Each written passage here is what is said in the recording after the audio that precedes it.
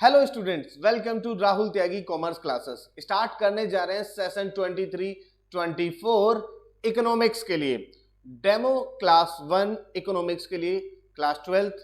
यहां से हम इकोनॉमिक्स को स्टार्ट करते हैं। वीडियो को एंड तक देखिएगा, बीच में स्किप नहीं कीजिएगा, बहुत ही बेनिफिट होने वाला है आपको वीडियो से। चलिए यहां पे आता है हमारा टॉपर्स ट्यूशन क्लासेस, जहां पे हमारी ऑफलाइन क्लासेस चलती हैं, जिनकी ब्रांचेस हैं सेक्टर 82, 128 एंड 134। ऑफलाइन क्लासेस के लिए कांटेक्ट कर सकते हैं। चलिए अब हमारा चैप्टर आता है circular flow of income, macro economics chapter 1। Macro economics chapter 1, circular flow of income. होता क्या है सर्कुलर फ्लो ऑफ इनकम, वो जानेंगे।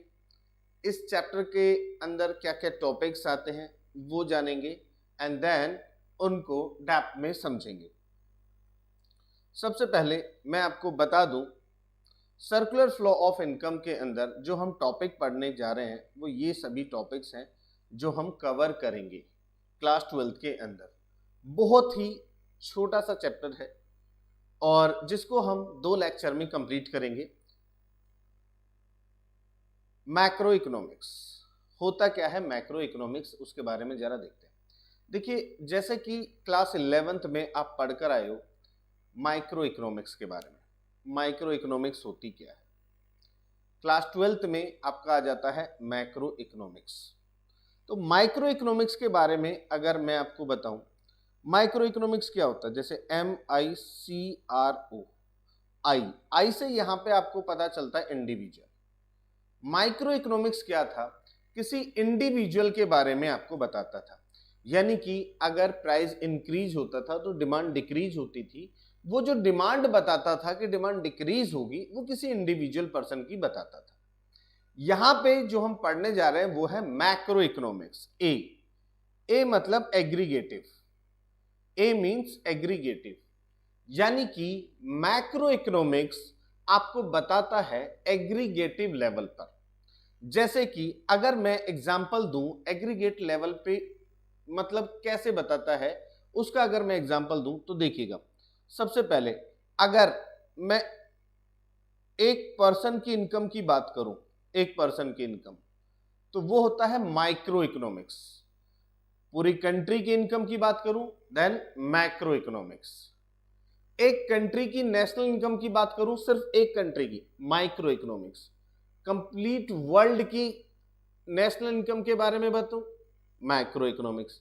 यानी माइक्रो इकोनॉमिक्स का मतलब क्या होता है, किसी इंडिविजुअल के बारे में इंफॉर्मेशन देना। एंड मैक्रो इकोनॉमिक्स क्या होता है, होल यानी इकोनॉमी एज होल के बारे में इंफॉर्मेशन प्रोवाइड करना, वो होता है मैक्रो इकोनॉमिक्स। अब देखिएगा, macro economics is a branch of economics. Macro economics क्या है, branch of economics. Means branch का मतलब क्या है, ध्यान से देखिए। अब देखिए आपने इकोनॉमिक्स पढ़ा, इकोनॉमिक्स के आपने अंदर देखा क्लास 11th में माइक्रो इकोनॉमिक्स था, स्टैटिस्टिक था। क्लास 12th में मैक्रो इकोनॉमिक्स है, इंडियन इकोनॉमी डेवलपमेंट है, ये हमारा क्लास 12th के अंदर है। तो मैक्रो इकोनॉमिक्स कंप्लीट इकोनॉमिक्स नहीं है। मैक्रो इकोनॉमिक्स इकोनॉमिक्स की एक ब्रांच है जो कि एक पार्ट के बारे में, एक लेवल के बारे में आपको नॉलेज देता है कि इकोनॉमिक्स है क्या। तो यानी कि macro economics is the branch of economics that study how an overall economy behave. यानी जो कि आपको बताता है ओवरऑल इकोनॉमी किस तरह का बिहेवियर रखती है, नेशनल इनकम के बारे में, एम्प्लॉयमेंट के बारे में, ये सारी चीजें बताती है मैक्रो इकोनॉमिक्स। चलिए एक और डेफिनेशन देखते हैं मैक्रो इकोनॉमिक्स की। Macro economics is the branch of economics. Branch किस लिए, क्योंकि ये सिर्फ और सिर्फ एक इकोनॉमिक्स के एक पार्ट के बारे में बताती है कि इकोनॉमिक्स है क्या, कंप्लीट इकोनॉमिक्स के बारे में नहीं बताती। तो macro economics is the branch of economics that study economy activities और issue at the level of an economy as whole. यानी कि मैक्रो इकोनॉमिक्स समझ आ गया। मैक्रो इकोनॉमिक्स क्या है, इकोनॉमी एक्टिविटी है जो कि किसके बारे में बताती है, इकोनॉमी एज होल, उसी को बोलते हैं मैक्रो इकोनॉमिक्स। चलिए नेक्स्ट, अब हम चलते हैं नेक्स्ट। अब मैक्रो इकोनॉमिक्स के अंदर क्या क्या कंपोनेंट है जिनके बारे में बताती है। सबसे पहले नेशनल इनकम, किसी भी कंट्री की इनकम को बता रही है। अब देखिए किसी एक पर्सन की नहीं बता रही, अगर एक पर्सन की बता रही होती तो वो क्या हो जाता, माइक्रो। अब पूरे नेशन की इनकम बता रही है तो macro economics. Employment, company country के अंदर एम्प्लॉयमेंट लेवल क्या है, एक पर्सन की नहीं बता रही, पूरी कंट्री की बता रही है, इसलिए मैक्रो इकोनॉमिक्स। एग्रीगेट डिमांड, किसी एक पर्सन की डिमांड नहीं है, एग्रीगेट पूरी कंट्री की डिमांड क्या है, मैक्रो। मनी क्या है, बैंकिंग क्या है, ये सब जो स्टडी करते हैं ये सब क्या है, मैक्रो इकोनॉमिक्स है। Next, the main determinant of macro economics is income. आपके सामने क्वेश्चन पूछा जा सकता है 1 मार्क में, पूछा जा सकता है कि भैया बताइए कि मेन डिटर्मिनेंट क्या है मैक्रो इकोनॉमिक्स का, तो आपको आंसर देना है जो मेन डिटर्मिनेंट है वो क्या है, इनकम। चलिए, मैक्रो इकोनॉमिक्स होता है कंप्लीट कि मैक्रो इकोनॉमिक्स होता क्या है।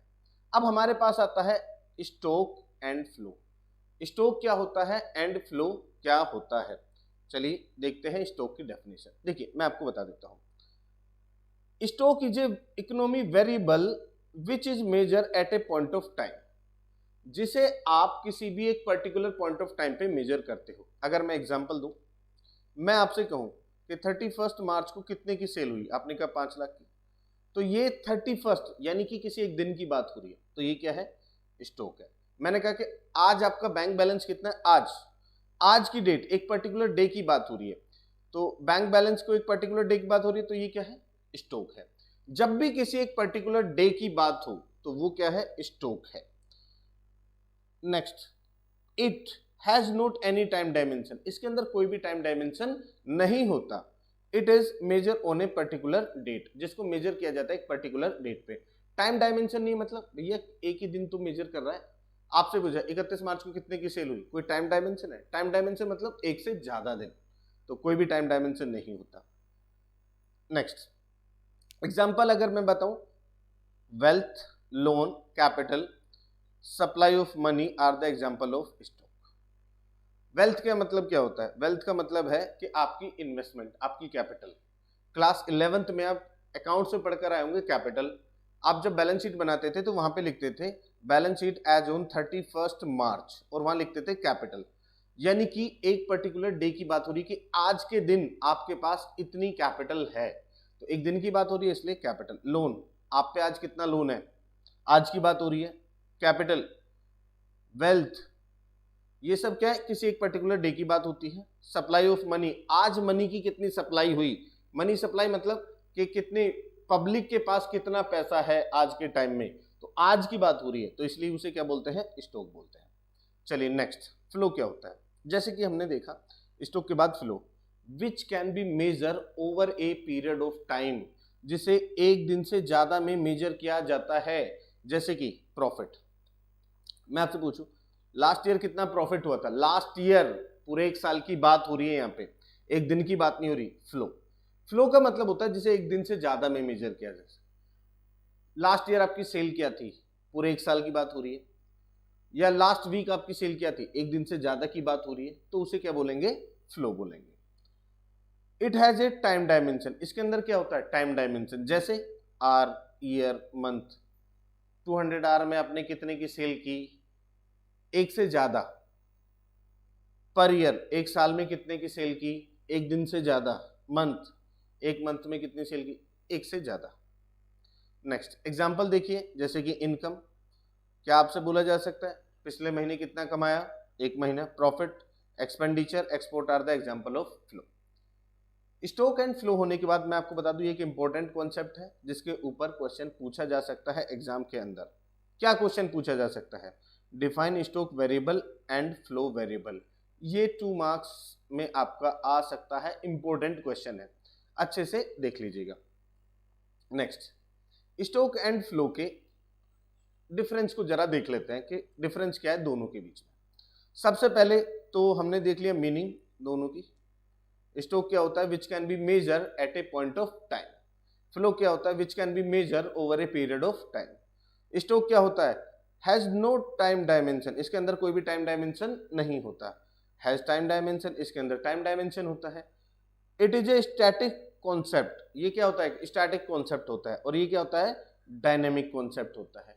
स्टैटिक मतलब क्या है कि इसके अंदर ना कोई टाइम डायमेंशन तो है नहीं, ये फिक्स है। जैसे 31 मार्च को कितने की सेल हुई, ये एक फिक्स हो गया। और डायनेमिक मतलब जो कि चेंज हो रहा है, मतलब साल में कभी कम हो रही है सेल, कभी ज्यादा, जनवरी में 10 लाख की, फरवरी में 20 लाख की, ऐसे करते करते करते करते पूरे साल की हम सेल देखते हैं, तो वो ऊपर नीचे चलता रहता है, तो उसे बोलते हैं डायनामिक। इसके एग्जाम्पल क्या है, वेल्थ मैं बता चुका हूं आपको। वाटर इन टैंक इंपॉर्टेंट है, एग्जाम में पूछा गया एक बार। वाटर इन टैंक क्या है, स्टॉक है या फ्लो है। फिर इन्वेंट्री एंड कैपिटल।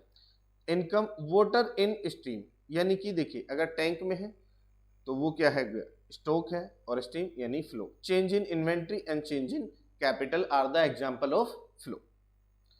नेक्स्ट, इसके अंदर पूछा गया क्वेश्चन जो कि एग्जाम में इंपॉर्टेंट है, देख लीजिएगा। Next, circular flow of income होता क्या है। देखिए सर्कुलर फ्लो ऑफ इनकम क्या होता है, flow of income. Flow of income क्या होता है, देखिए मैं आपको यहां पे बता देता हूं। हम कुछ सेक्टर्स पढ़ने जा रहे हैं सबसे पहले, उसके बाद हम सर्कुलर फ्लो ऑफ इनकम को अच्छे से देखेंगे। तो सर्कुलर फ्लो ऑफ इनकम क्या है, इनकम का फ्लो होना, हाउस होल्ड, हाउस होल्ड से फर्म, हाउस होल्ड से फर्म, हाउस होल्ड से फर्म, उसी को क्या बोलते हैं, सर्कुलर फ्लो ऑफ इनकम बोलते हैं। अब आते हैं नेक्स्ट पे। सबसे पहले सर्कुलर फ्लो ऑफ इनकम के अंदर होता क्या है, ये देखते हैं। देखिए, according to circular flow an economy classified in 4 sector. Circular flow के अकॉर्डिंग एक इकोनॉमिक को 4 सेक्टर में डिवाइड किया गया है। पहला हाउस होल्ड, दूसरा प्रोड्यूसर जिसे फर्म भी बोलते हैं, तीसरा government, and fourth rest of the world. मैं आपको बता दूं जनरली हमें इन दो के बारे में पढ़ना है, house hold and producer. House hold को क्या बोलते हैं, कंज्यूमर, एंड प्रोड्यूसर को क्या बोलते हैं, फर्म बोलते हैं। Next, each sector depend on each other and make transaction to each other, यानी कि हर सेक्टर एक दूसरे पे क्या होता है, डिपेंड होता है, जो कि क्या करता है, उसके अकॉर्डिंगली ट्रांजेक्शन को बनाता है। अब इसके अंदर क्वेश्चन कैसे पूछा जा सकता है, explain circular flow of income. आपसे पूछा जा सकता है कि सर्कुलर फ्लो ऑफ इनकम के बारे में बताइए। चलिए देखते हैं सर्कुलर फ्लो ऑफ इनकम होता क्या है। देखिए सर्कुलर फ्लो ऑफ इनकम को समझाने से पहले मैं इसके बारे में जरा आपको कुछ समझा देता हूं।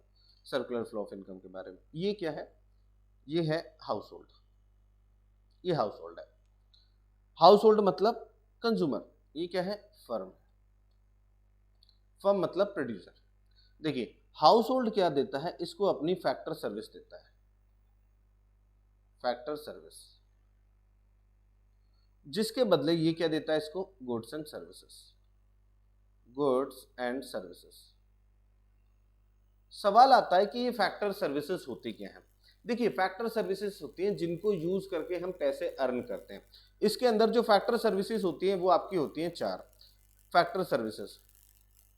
फैक्टर सर्विसेज जैसे लैंड, लेबर, कैपिटल, एंटरप्रेन्योर, ये हमारी हो गई फैक्टर सर्विसेज।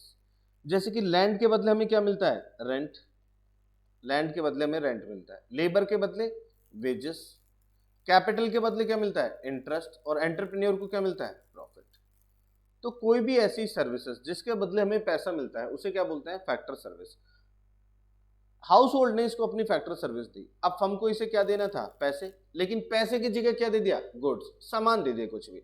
जैसे कि अगर मैं आपसे ऐसे कहूं, मैं आपको ट्यूशन दे रहा हूं, अब मैंने कहा कि फीस, आपने कहा सर फीस तो नहीं है मेरे पास, लेकिन ये मेरे पास एक 50,000 का मोबाइल है, ये आप ले लीजिए।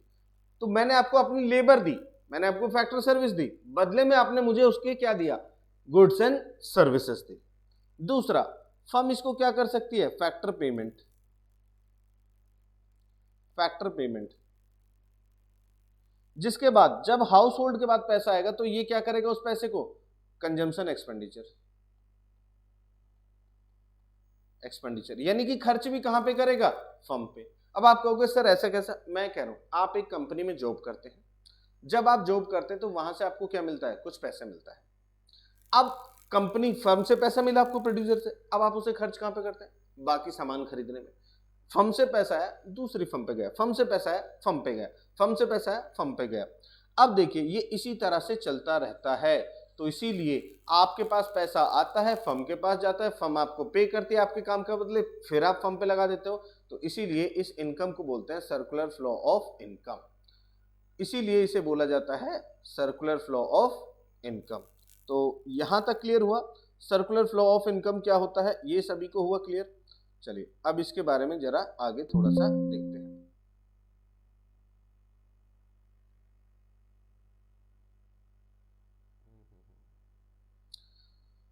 सर्कुलर फ्लो ऑफ इनकम, ये हाउस होल्ड, इन सब के बारे में जो कि मैं ऑलरेडी आपको बता चुका हूं कि हाउस होल्ड होता है, फर्म होती है, ये कंजम्पशन एक्सपेंडिचर। अब आते हैं इसकी डेफिनेशन के बारे में।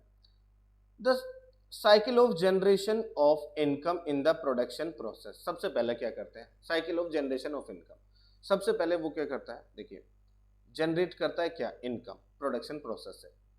It's distribution among the factor of production, फिर उसको कहां पे डिस्ट्रीब्यूट करता है, फैक्टर ऑफ प्रोडक्शन में। And the finally its circulation from household to the firm in the form of consumption expenditure. और फिर उसके बाद वो कहां से जाता है, हाउस होल्ड से कहां पे जाता है, फर्म के पास जाता है, किसमें, इन the form of consumption expenditure, in the form of consumption expenditure on goods and services produce by them. तो अब आपको याद देखिए कैसे रखना है। सबसे पहले करना है जनरेशन ऑफ इनकम, फिर distribution, and then circulation from household to the firm. Generation of income, distribution, and finally circulation from household to the firm is known as circular flow of income. Next, circular flow of income होने के बाद अब इसके बारे में हम पढ़ते हैं face of circular flow of income. Faces क्या होते हैं सर्कुलर फ्लो ऑफ इनकम के, तो मैं आपको बता दूं यहाँ पे 3 फेस होते हैं सर्कुलर फ्लो ऑफ इनकम के। वो कौन कौन से फेस होते हैं, प्रोडक्शन, इनकम और एक्सपेंडिचर। सबसे पहले प्रोडक्शन फेस में क्या होता है, गुड्स को प्रोड्यूस किया जाता है, गुड्स को प्रोड्यूस। इनकम फेस में क्या होता है, फर्म से पैसा कमाया जाता है, फर्म हाउस होल्डर को पैसे देता है। और एक्सपेंडिचर फेस में क्या होता है, फिर वो खर्च कर देता है उसको। तो ये इस तरह से प्रोडक्शन, इनकम, कंजम्पशन, ऐसे ही चलता रहता है। तो इसीलिए ये है क्या, सर्कुलर फ्लो ऑफ इनकम। चलिए आइए इनके बारे में जरा देखते हैं। सबसे पहले जो फेस है जनरेशन, जिसे प्रोडक्शन फेस बोलते हैं। In this face firm produce goods and services with the help of factor service. इसमें क्या होता है, जो फर्म है वो प्रोड्यूस करती है goods and services with the help of factor services. उसके बाद इनकम फेस, जिसे बोलते हैं डिस्ट्रीब्यूशन। जैसे कि मैंने आपको बताया, अब जैसे आपने सर्कुलर फ्लो ऑफ इनकम पढ़ा, पहले generation of income, distribution, and the finally circulation from household to the firm. चलिए इनकम फेस में क्या होता है, involve the flow of factor income from firm to household. इसमें क्या होता है, flow of factor income from firm to the household is known income phase. चलिए उसके बाद क्या आता है हमारे पास, एक्सपेंडिचर। अब पैसे को क्या कर दो, खर्च कर दो, पैसे को खर्च कर दो। कैसे करोगे, income receive by factor of production, हमें इनकम रिसीव हुई, is spend on goods and services produce by firm. उसी पैसे को आप खर्च कर सकते हो कहां पे, जो भी फर्म ने गुड्स प्रोड्यूस किए उनको खरीदने पे। तो ये हमारा हो गया क्या, faces of circular flow of income, production, income and expenditure, जिसे एक और बोलते हैं जनरेशन, डिस्ट्रीब्यूशन एंड डिस्पोजन, यानी कि एक्सपेंडिचर बोलते हैं। चलिए नेक्स्ट, अब मैं आपको बता देता हूं, ये थी हमारी डेमो क्लास 1 इकोनॉमिक्स के लिए। सबसे पहले डेमो क्लास 2 देखने के लिए भैया सब्सक्राइब का बटन दबा दीजिए, फ्रेंड के साथ शेयर कर दीजिए। फुल वीडियो लेकर आने वाला हूं इकोनॉमिक्स की, यहाँ पे फुल वीडियो। तो टॉपर्स ट्यूशन क्लासेस जहां पे हमारी चलती हैं offline classes, guarantee batch start है क्लास 12th के लिए 80% नहीं तो फेस वापस। ज्वाइन करने के लिए इन नंबर पे कांटेक्ट कर सकते हैं, व्हाट्सएप कर सकते हैं। हमारी ब्रांचेस हैं नोएडा के अंदर सेक्टर 82, 128 एंड 134। चलिए बच्चा, सी यू इन नेक्स्ट क्लास।